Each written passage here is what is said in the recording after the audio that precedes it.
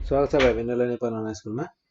हामीहरूले इक्वेसन्स च्याप्टरको क्वेसनहरू डिस्कस गरिरहेका थियौँ। दुई चारवटा एकदमै सजिलो र एकदमै सिम्पल क्वेसनहरू हामीहरूले डिस्कस गऱ्यौँ र त्यही क्रममा छौँ हामीहरू फेरि पनि क्वेसनहरू डिस्कस गर्नेछौँ। जस्तै मैले एउटा क्वेसन लिएको छु र यो क्वेसनमा भनेको छ हामीहरूलाई, क्वेसनले के भन्छ भने क्वेसनले हामीहरूलाई एउटा रेक्ट्याङ्गुलर फिल्ड छ भनेर भन्छ अनि त्यसको पेरिमिटर हामीहरूलाई गिभन छ 240 मिटर। त्यसको पेरिमिटर 240 मिटर छ र length of the field is 20 metre भन्छ, मोर देन इट्स ब्रेथ। यहाँनिर पढ्दा यो सेन्टेन्सलाई अलग अलग पारेर छुट्याएर पढ्ने होइन। छुट्याएर पढियो भने यो गलत हुन्छ है। त्यही भएर यो सेन्टेन्सलाई पढ्दा रेगुलर पढ्ने र सेन्टेन्स यहाँदेखि सुरु गरेर यहाँसम्म पुरै पढ्ने। Length of the field is 20 metre more than its breadth. Length of the field is 20 metre भनेर मैले पढेर गिभन लेख्यो भने लेन्थ मेरो 20 मिटर हुन जान्छ र ब्रेथ मेरो अननोन हुन जान्छ। ब्रेथ अननोन नै छ, लेन्थ पनि अननोन नै छ। हामीहरूको यहाँ लेन्थ पनि गिभन होइन। लेन्थ के भनेको छ 20 मिटर छ, मोर देन इट्स ब्रेथ भनेको छ। ब्रेथ यदि 1 मिटर छ भने मेरो लेन्थ 20 मिटर हुनेवाला छ। यदि मेरो ब्रेथ 20 मिटर छ भने लेन्थ मेरो 40 मिटर हुनेवाला छ। 20 मिटर बढी छ लेन्थ। सो यो क्वेसनलाई सुरु गर्नुभन्दा पहिले जस्तै लेन्थ र ब्रेथ हामीहरूलाई थाहा छैन भने त अब त्यसलाई लेट त गर्नु पर्यो। Let L and B be the length and breadth of the rectangular field र अकॉर्डिङ टु क्वेसन हामीहरूको क्वेसनले हामीलाई के भनेको छ त, हामीहरूलाई एउटा कुरा त गिभन छ नि, यहाँ पेरिमिटर कति छ भन्ने कुरा त हामीहरूलाई गिभन छ। सो हामीहरूलाई जे कुरा गिभन छ हामी त्यसैलाई युज गर्छौँ। By the question, according to question भन्दा बाइ द क्वेसन लेख्छौँ।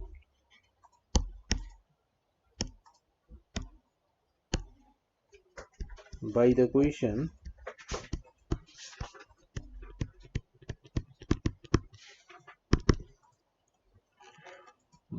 क्वेसन क्वेसनले हामीहरूलाई भनेको छ पेरिमिटर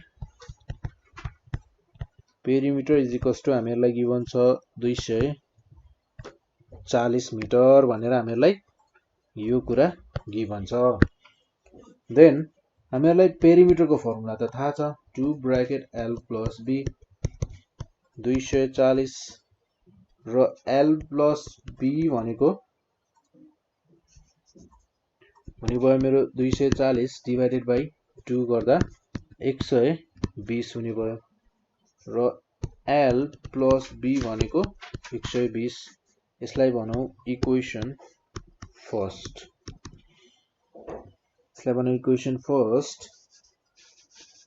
र हामीहरूलाई क्वेसनले अर्को कुरा के भनेको छ भने अल्सो लेन्थ ब्रेथ भन्दा 20 मिटरले बढी छ, यानि कि लेन्थ इज इक्वल्स टु छ हामीहरूको 20 प्लस ब्रेथ। यो भयो हामीहरूको इक्वेसन सेकेन्ड। यहाँसम्म हामीहरूले इक्वेसनले हामीहरूलाई जे कुराहरू गिभन छ त्यो कुराहरू लेखेर त्यसबाट केही कुरा निकाल्न सकिन्छ भने निकालेका छौँ। र अब गर्छौँ हामीहरूको इक्वेसन सेकेन्डबाट हामीहरूले L is equals to 20 plus B हामीहरूसँग छ भ्याल्यु। L को अलरेडी छ भने अब गरौँ हामी from equation second first and second equation first becomes equation first हामीहरूको के हुने भयो त, दुईटा इक्वेसनलाई लियौँ हामीहरूले फर्स्ट र सेकेन्डलाई लिँदा हामीहरूको इक्वेसन फर्स्ट कस्तो हुन जान्छ त्यो हेर्छौँ हामी।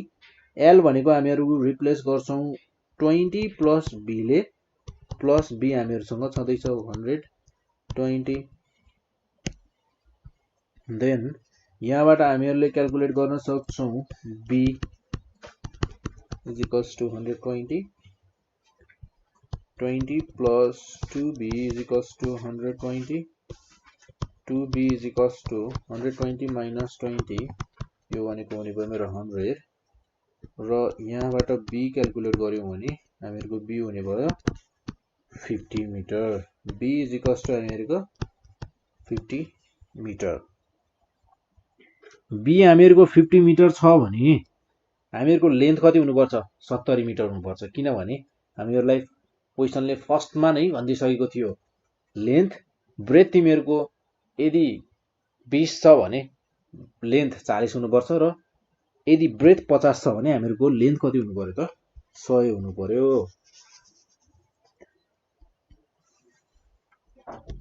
putting b is equals to 50 meter in equation first equation second मा राख्दा सजिलो होला अझै l is equals to 20 plus b b को ठाउँमा हामीले राख्नु पर्यो 50 र यो हुने भयो 70 मिटर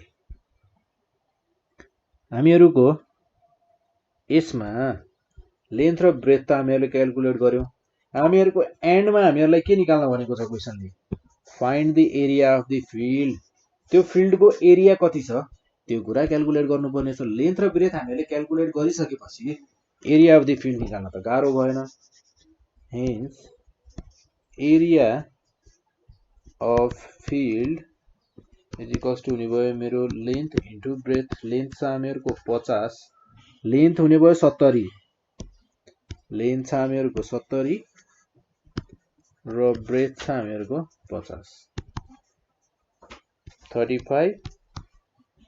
3500 मिटर स्क्वायर भनिरहेछ means the required area of field is 3500 meter square यो थियो हामीहरुको एरिया अफ द फिल्ड र जस्तै एउटा अर्को क्वेशन हेरौं है जस्तै यो क्वेशनमा के भनेको छ भने हामीहरुलाई the cost of 3 pens and 5 copy 3 pens and 5 copy is Rs 430 तीनवटा पेन र 5 वटा कपीको 430 रुपैयाँ पर्छ भने हामीहरुलाई भनेको छ दुईटा पेन र एउटा कपीको 170 पर्छ भन्छ अनि हामीहरुको एउटा पेन र एउटा कपीको कति पर्छ त्यो निकाल्नु पर्ने छ देन सिमिलरली हामीहरुलाई यसमा गिभन छ cost of 2 pens and a copy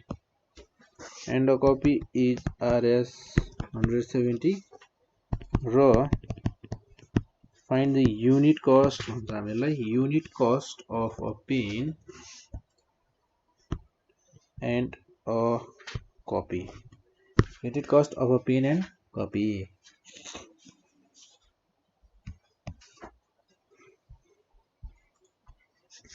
यसमा हामीहरुलाई पेन र कपीको एउटा पेन र कपीको हामीहरुलाई प्राइस त थाहा छैन भने लेट त गर्नु पर्यो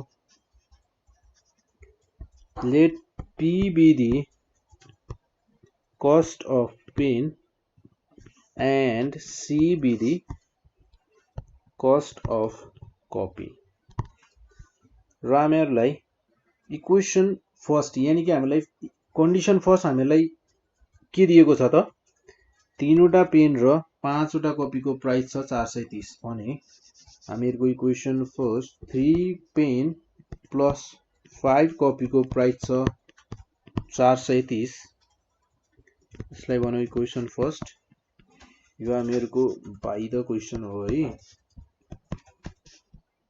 बाइ द क्वेशन हामीहरूले क्वेसन अनुसार हामीले के भन्न सक्यौं त 3वटा कपी र 3वटा पेन र 5वटा कपीको प्राइस 430 रुपैयाँ पर्छ भनेर भन्न सक्यौं र 2टा कपी र 2टा पेन र एउटा कपीको प्राइस 130 पर्छ भनेर पनि हामीहरूलाई गिभन छ।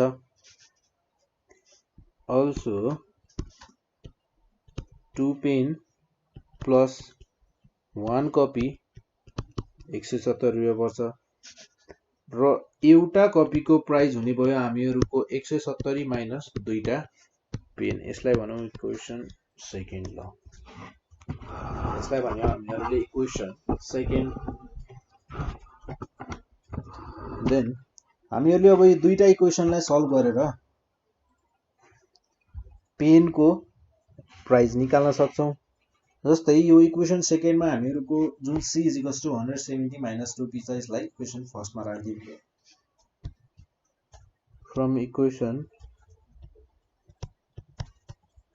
फर्स्ट एन्ड सेकेन्ड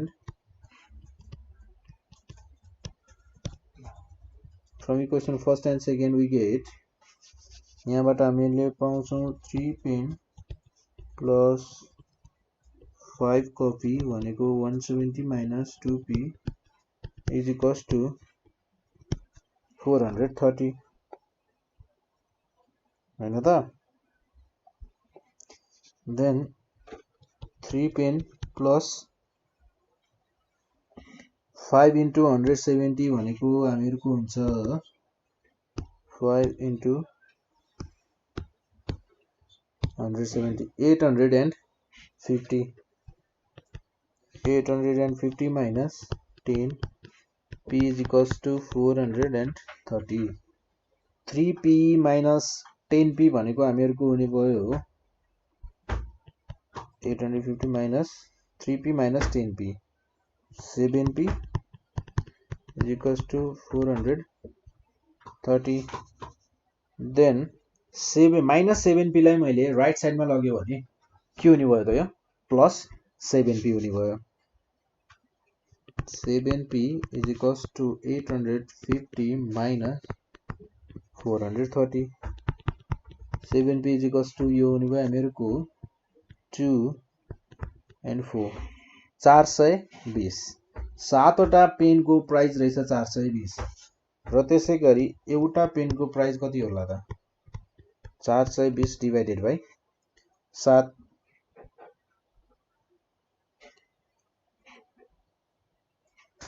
यो हुने भयो हामीहरूको 6 7 जा 42 यानी कि 60 हुने भयो। हामीहरूको एउटा पेनको प्राइस रहेछ RS 60। देन एउटा पेनको प्राइस 60 रहेछ भने हामीहरूले एउटा कपीको प्राइस निकाल्नु पर्यो। अब एउटा कपीको प्राइस निकाल्नको लागि हामीहरुसँग छ इक्वेसन सेकेन्ड। इक्वेसन सेकेन्डमा राख्दियौं। Then from equation second when p = RS 60 c हामीहरुको इक्वेसन सेकेन्डमा छ 170 minus 2 into 60 यो हुने भयो हामीहरुको 170 minus 120 c = RS 50। एउटा कपीको प्राइस रहेछ RS 50 रुपैयाँ पर्ने रहेछ र एउटा पेनको रुपैयाँ कति रहेछ त 60 रुपैयाँ रहेछ। 60 रुपैयाँको पेन र 50 रुपैयाँको copy. Therefore the unit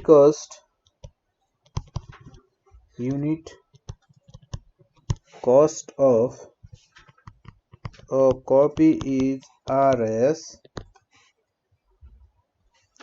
50 and pen is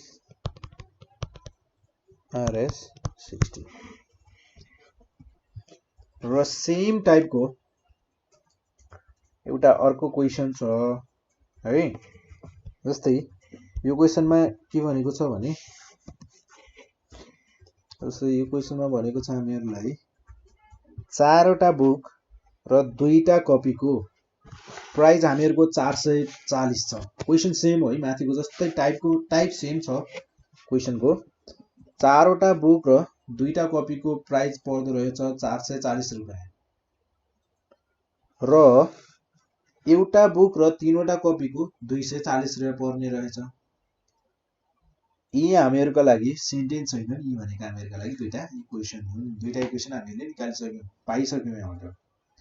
र हामीहरुलाई सोधेको छ एउटा बुक र एउटा कपीको प्राइस कति पर्छ भनेर।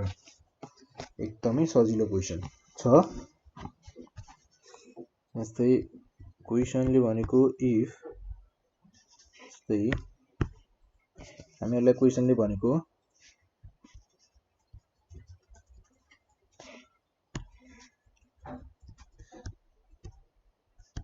if the cost of 4 book and 2 copy is Rs 200, 440 and the cost of a copy, a book and 3 copy is Rs 240, what is the cost of a book and a copy भनेर भनेको छ। Let B and C be the cost of a book and a copy by the question। हामीहरुलाई क्वेशनले के भनेको छ त, हामीहरुलाई भनेको छ चारवटा बुक र दुईटा कपीको प्राइस पर्छ 440 भनेको छ। यो भयो हामीहरुको क्वेशन फर्स्ट। र हामीहरुको एउटा बुक र तीनवटा कपीको प्राइस छ 200 र हामीहरुको यही इक्वेसनबाटै क्वेशन फर्स्टबाट नै हामीहरुले यदि निकाल्ने हो भने इक्वेसन फर्स्टबाट भन्दा पनि हामी एउटा अर्को इक्वेसनमा हामीहरुले यहाँबाट निकाल्न सक्छौं।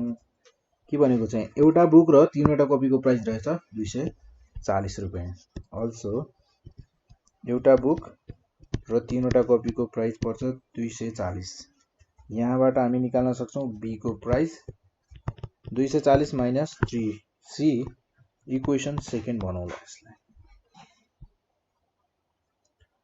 From equation first and second हामीहरुको 4 into 240 minus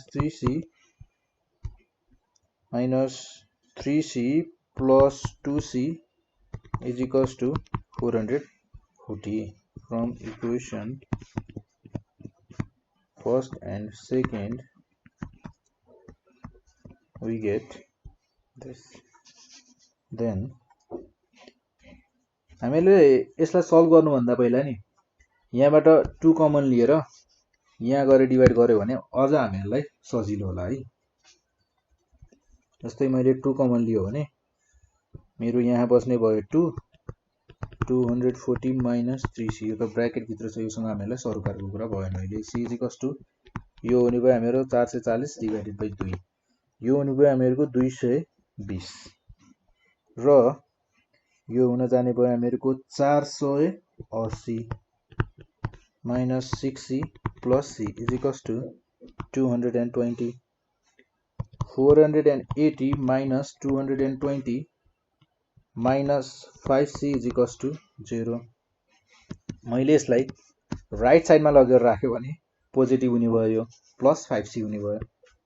plus 5c is equals to 480 minus 220 0 8 minus 2 6 4 minus 2 2 यानी कि 5c भनेको 260, c भनेको मेरो हुने भयो 260 डिवाइडेड बाइ 5 गर्दा 560 यहाँ हुने भयो मेरो 12। c इज इक्वल्स टु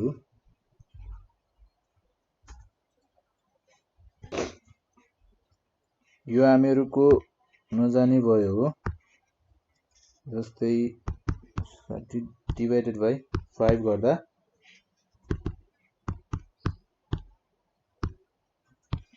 हामीहरुको यो हुने भयो 50 52। एउटा कपीको प्राइस रहेछ 52 रुपैयाँ। एउटा कपीलाई पर्ने रहेछ 52 रुपैयाँ र हामीहरूलाई चाहिने भनेको एउटा कपी र बुकको प्राइस हो र हामीहरूको बी भनेको भ्यालु आउँछ इक्वेसन सेकेन्डले दिन्छ हामीहरूलाई। From equation second when C is equals to RS 52 then हामीहरूको 240 minus 3C B is equals to 240 minus 3 into C भनेको 52 240 minus 6 50